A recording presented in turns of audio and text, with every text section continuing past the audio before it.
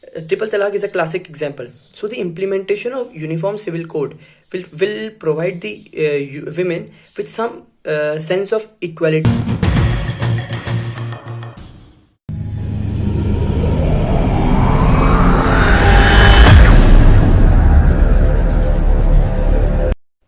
Good evening, everyone.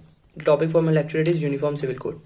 Article 44 of the Indian Constitution places an obligation on the Indian government to provide to its citizens a uniform civil code throughout its territory.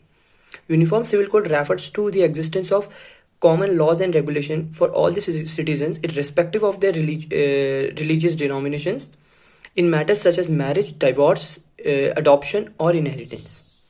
The ideas of Uniform Civil Code were put in the Indian Constitution to bridge the gap between various religious community, at the same time to consistently implement the ideas enshrined in the preamble, and to do away with religious supremacy and fanaticism and place the constitutional values at the forefront. Also, Uniform Civil Code was an adherence to the idea of secularism, where secularism in true sense meant that all the citizens have access to common laws and regulations. Also, it was seen as a tool to prevent exploitation of vulnerable section of the society, such as the women and religious minority.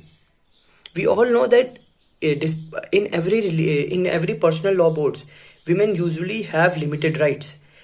Triple talaq is a classic example. So the implementation of Uniform Civil Code will provide the women with some sense of equality as enshrined in the Article 14. But still, there are various challenges for the implementation of Uniform Civil Code. The first one being the cultural diversity, where in the past we have seen that processes to enact common laws for throughout the territory for all the citizens of Indian territory has led to violent separatism movements.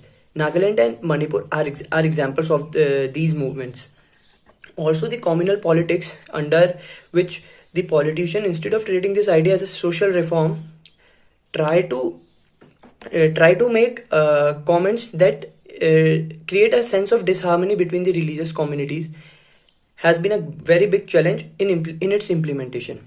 Also, the constitutional hurdle, where Article 25 and Article 14 comes in direct confrontation with each other, has not been resolved yet. But yet there are ways in which these issues can be solved. First one is to give more importance to social reformers rather than religious conservatists while having debates around uniform civil codes, and build a sense of trust among different communities.